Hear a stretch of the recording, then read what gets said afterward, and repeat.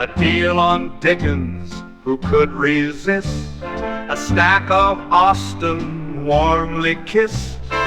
Golden Age crime tales twist and turn, every page a treasure to learn. Books keep coming home with me, piles so tall they're all I see. Turn a page and sail the sea, reading always feels so free. Hi, my name is Talia. Welcome to Talia Nerds Out. Just wanted to do a bit of a book haul. Let me take a drink. My lips are splitting.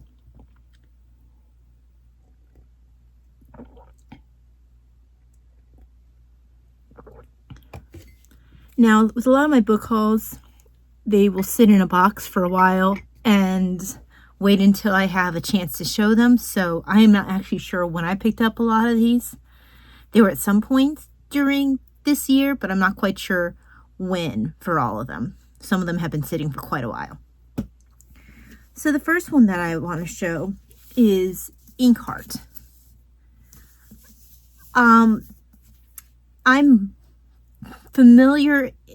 My familiarity with this story is through the movie. I've heard that the book is quite good though, and it is the first one of a series. So I picked up one for my mom and one for myself, and we hope to read it, if not together, like as in like we're doing with Austin, where we read aloud, at the very least read it simultaneously like we have done Ivanhoe. So if this is anything like the movie, I'm expecting it to be quite good. It's rather thicker than I expected though. Then, I think I probably picked this one up during June's Journey with the Inklings, I'm guessing. I'm not quite sure. This is The Adventures of Tom Bombadil. I believe this is poetry. Yeah, it looks like it's a lot of poetry that Tolkien wrote. I can't remember if he did this before he wrote Lord of the Rings. It's its own like separate little work, even if it does have Tom Bombadil in it. I've heard about things in the book, but I don't know a whole lot about it than the very general idea that Tom Bombadil's going around Tom Bombadiling as he does. So it says it collects the poem Tom Bombadil and other poems mainly concerned with the legends and jests of the Shire at the end of the Third Age. It also apparently has illustrations in it. Let's see. But it's not Tolkien's illustrations. It's not a ton of illustrations. I'm not seeing one. Okay, so this is the first illustration I've seen. So not a whole ton. Most of it seems to be kind of on the margins. But I'm guessing that'll probably be for an eventual June's Journey with the Inklings.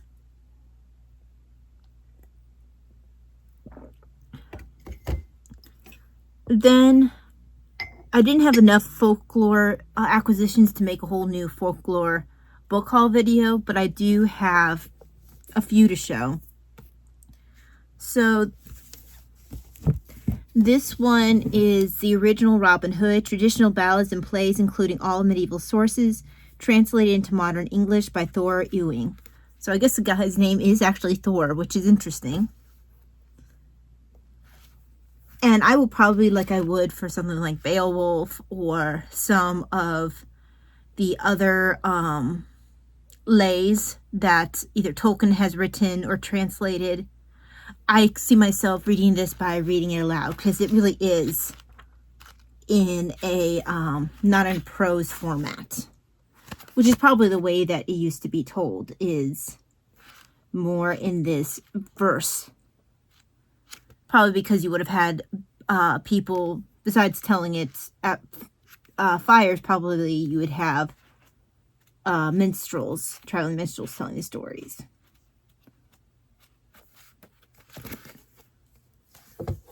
And then this one is Story Worlds of Robin Hood, The Origins of Medieval Outlaw by Leslie Coote.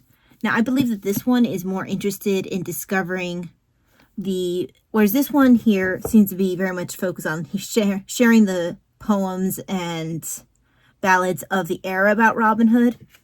This one seems to be interested in diving into the origins of the Robin Hood story, really what lay behind it and the way that it's grown. Yeah, because it says, Leslie Coote's comparative approach situates the Robin Hood myth within a complex matrix of multilingual cultural context, French pastorale traditions, or pastorelle, maybe, traditions, English and German trickster stories, fableaux and other comic tales, and miracles of the Virgin tales, among others.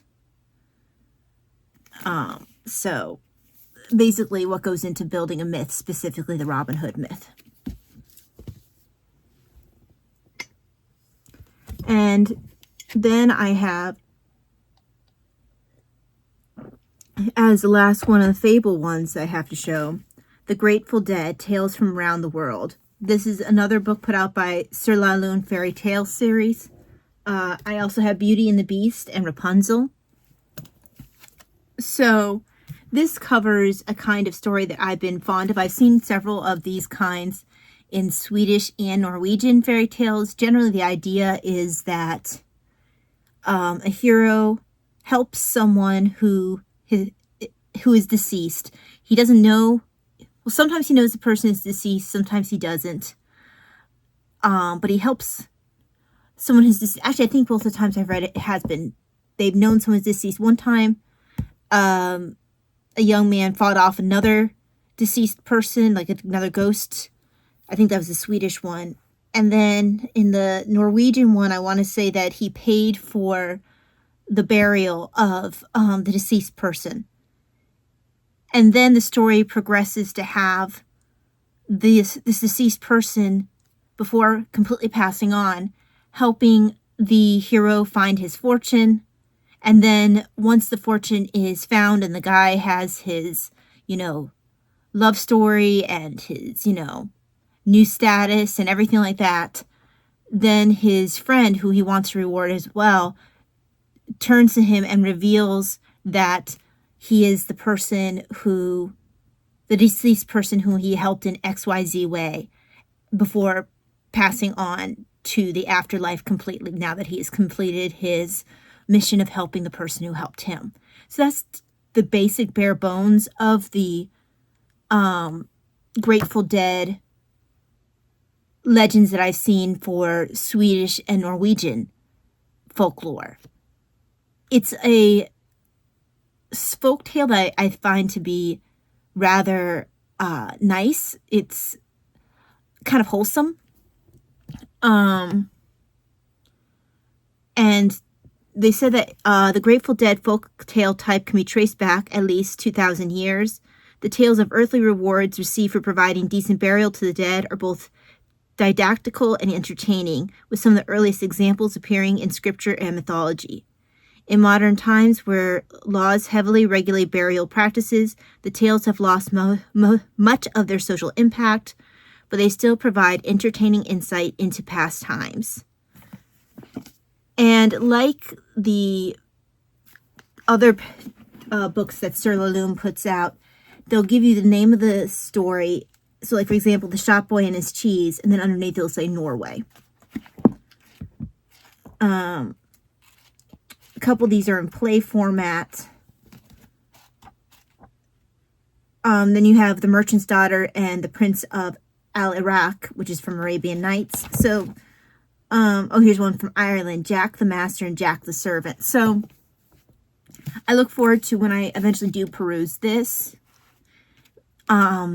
It is a form of folktale that I find, like I said, to be very wholesome. And Sir Laloon does have other books that they put out. They have ones about different kind of Snow White tales, different kinds of Sleeping Beauty tales. I have the ones that I have because these are... Oh, and they have the ones for the 12 Dancing Princesses as well. But I have the ones I have because these are the ones I'm most interested in. I am interested in the other ones, but they are a bit of an investment. And I mean, you can see they are quite large. But I had to pick and choose which ones were the ones I was most interested in, with an eye towards maybe spending some Christmas money on the others. Christmas money, birthday money, whatever. Now, for the closing of this particular book haul, I have a few that are related to the currently running Cozy with the Detection Club readathon. Now, the first one, the first two are directly connected. So, one of the challenges is to read a book about one of the Detection Club members. So that's where this one, Ronald Knox and English Catholicism by Terry Tastard, comes in. And it's a nice thin little book. I won't get it in this time around, but I definitely see enjoying it for a future read. Sorry. For some reason, the lights are really bouncing off the books this time around. Now, the other one directly connected to the readathon is A.A. Milne, The Man Behind Winnie the Pooh by Anne Thwaite. Now, Mom has one that's from what I understand, it's an excerpt from this one. I think it's called something like Hello, Christopher Robin. It's something about Christopher Robin. And from what I understand, it's an excerpt from this larger biography. And this goes into not just A.A. Milne's writing of Pooh, but also his mystery writing, and I believe he might have had other writings as well. So this will be an eventual read that I look forward to. Well, looks like I have a pocket already there for my library card when I eventually create my library card.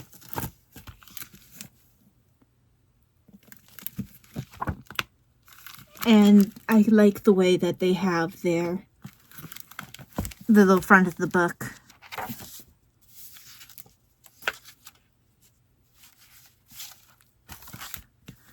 So looking forward to this one eventually. Not sure when I'll get that one in, but looking forward to it. Now, these final three books would be considered the 10th potential challenge that you could 10th challenge that you could potentially choose to take part in for the Detection Club readathon, which is read a book by a Detection Club adjacent author. And one of those adjacent authors is Arthur Conan Doyle. And so I have gone a little outside of typical Arthur Conan Doyle with this. And again, I'm not really sure when I picked these up. I've had them for a while. But this is his, is it only 2 books? I thought it was 3. Maybe it is only 2. Well, first of all, this is the first non-Sherlock Holmes book that I read, and I believe this is by itself. Sir Arthur Conan Doyle, Lost World. I remember borrowing this in the library, or from the library, when I was like in high school, I want to say. Maybe. No, I think it was high school.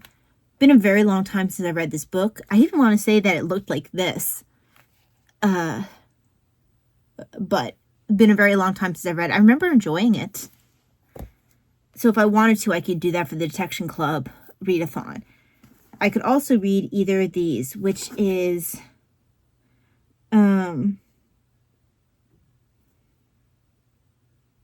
okay, so you have, I'm trying to remember which one comes first. I want to say that The White Company comes first.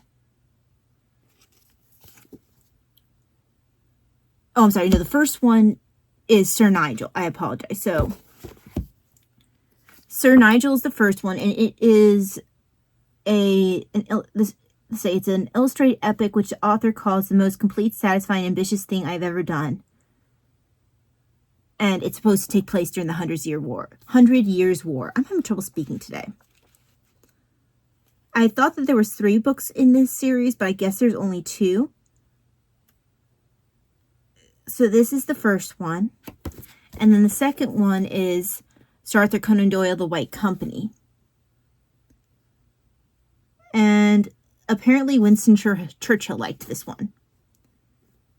Because in the back it says Conan Doyle's great historical novels like Sherlock Holmes have certainly found a permanent place in English literature. Now, the text in this one is stupid small,